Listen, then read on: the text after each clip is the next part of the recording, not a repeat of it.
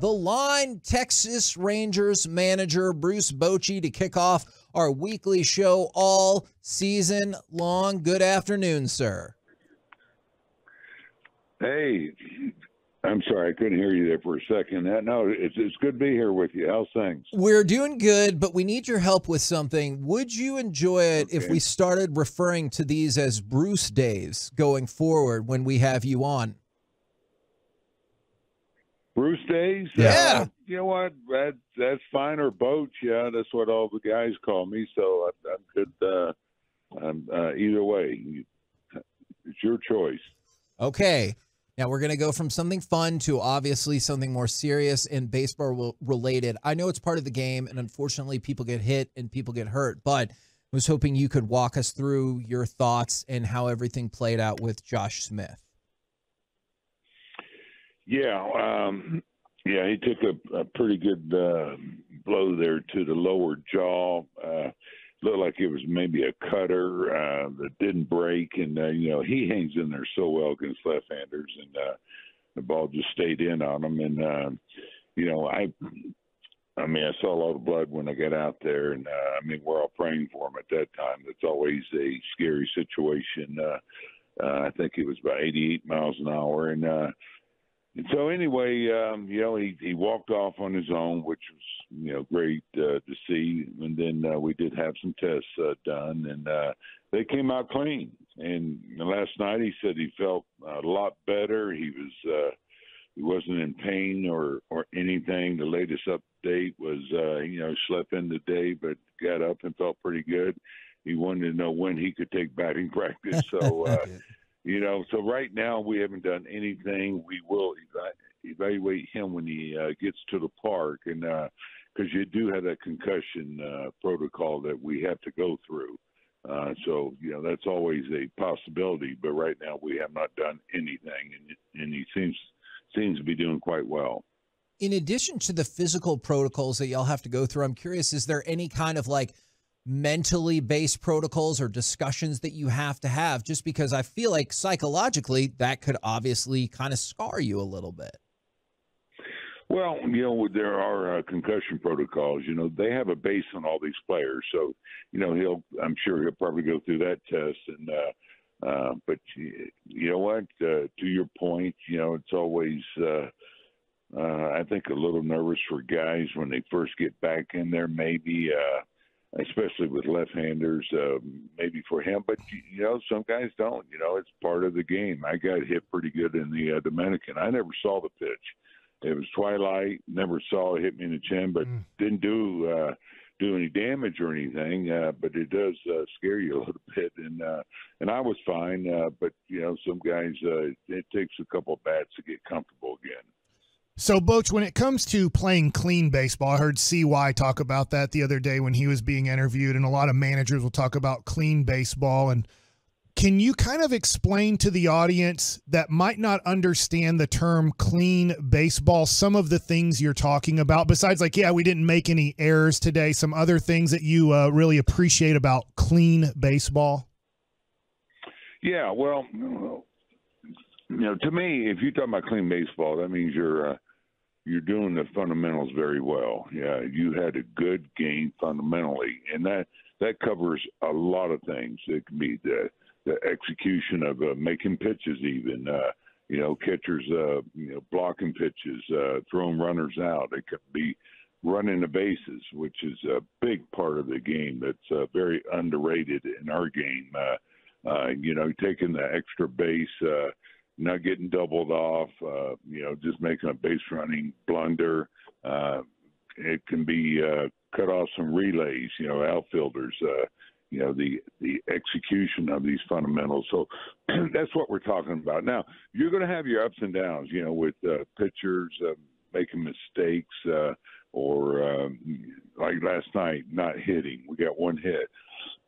That doesn't mean you didn't play a clean baseball game. We actually did a pretty good job. We got beat 2-0, but it's not like we beat ourselves, on the fundamentals. We just didn't swing the bats well, and that's going to happen occasionally. That's baseball. So that's what I look at as a clean baseball game.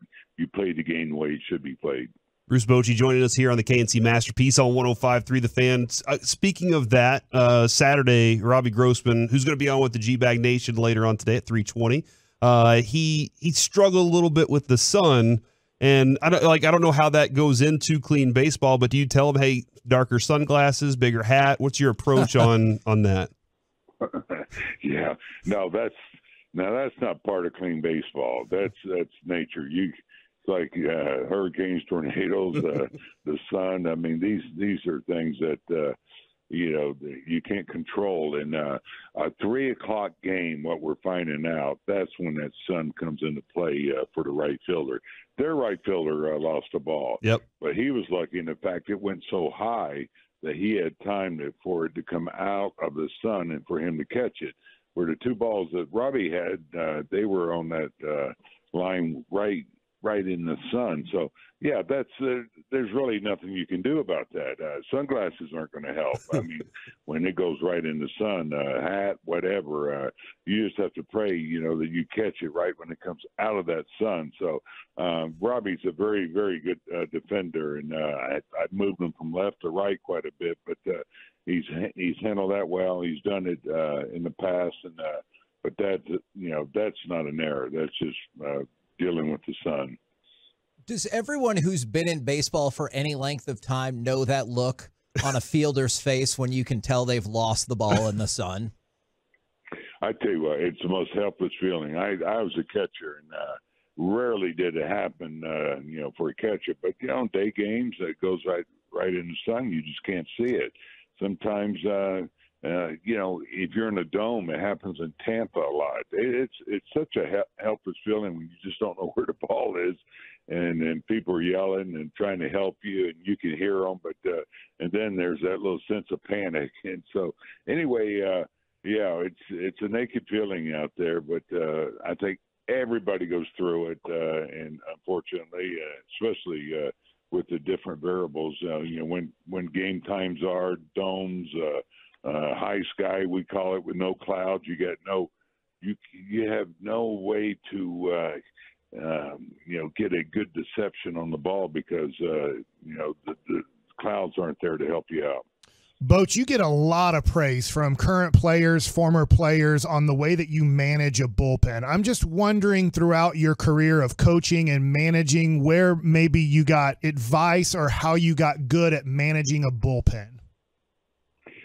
Well, it's good to hear that, and you appreciate it. But it starts with your bullpen. You have to have the talent down there, and I've been very, very fortunate to have a lot of talent. I do.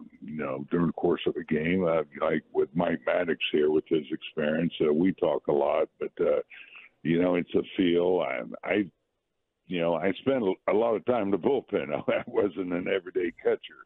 So hopefully, I have a little bit of a feel for those guys down there and when they need a break or maybe matchups. Of course, in today's game, it's incredible the information you get as far as, good matchups and things like that.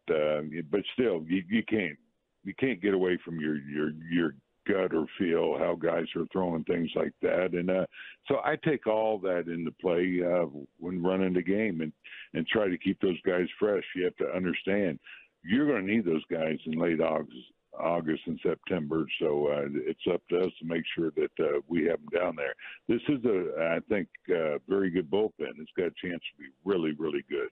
So you might have, as a catcher down there, heard some of us bullpen pitchers complaining at times when we've gotten up for a third time in a game, which people don't understand that does take something out of you. So if I have to warm up in the third inning because there's trouble, fourth inning because there's trouble, fifth inning you choose another guy, sixth, seventh inning, it's sometimes tough as a manager to then call down and say, get that guy up again for a third time tonight. Oh, it's a great point. And, we keep track of that. At times we get them up, how hot they got, when they got up, were they ready? And you're right, that counts. So you got to take that into play. The tough one, especially with the lone guys, because you're having a guy out there, he might be struggling. He makes a pitch and gets a double play, so he goes back out there, he does the same thing, and then third time they're either in or or they're done, and so, and probably the next day they're going to be off, we always check with them. Next day they play catch. So, I'll find out who's available tonight, right before the game. Now, we've been, with Gray going as far as he did, we're sitting good in the bullpen. Now, Reagan's has not done a lot of this relieving. And this spring, we used him as a starter. So he's a guy that I can tell you now, I'll do all I can to stay away from him. He's going to tell me he's fine, but, it takes a while to get used to that. That's an interesting point. That was kind of where I was going with this next question was, how do you know when you have your finger on the pulse of the group or individual players? Because like the game with Martin Perez, it looked like everything was clockwork for you as you just was like, yeah, I'm going to go to this guy and then go to this guy. How do you know when you have that kind of team? Well, it takes time for me. It took all of spring training, getting a good feel of, the guys that would be with us, including the position players, and they're getting to know me. But I gotta see how long it takes them to get ready. How much time do they need? I just don't believe in getting a guy up 6 hitters away, just to get them up. I try to take care of them and make sure they don't throw too many pitches down there, especially a young guy. He's going to have the nerves, and he's going to be firing down there. And but things like that takes time, and it still is. I'm still getting a feel for them, but I'm lucky to again have a Mike Maddox beside me and Brett Hayes in the bullpen, who was with these guys all year last year. So he's a great reference for me. And as far as the position players, I rely on the coaches too to help me, just get to know them and learn them. Since you mentioned some of the carryover from last year, I know a win is a win and they all count the same, but this organization last year really struggled in one-run games at 15 and 35. With that in mind, how big did that make Sunday's game, especially this early in the season, showing that you could win a one-run game and hold on to a lead? Yeah, I know there's a lot of talk about it, and I'll be honest, I didn't go through all those games because sometimes you turn a 7-0 game, you're down 7-0 into a 7-6 game. Well, you did a hell of a job. It goes down as a one-run loss too. So but still, it's the bullpen does play a major part in that, and getting back to playing a clean game, the fundamentals, the base running. In that game, we did a lot of things well. I mean, defensively, turning double plays, pitchers making pitches when they had to.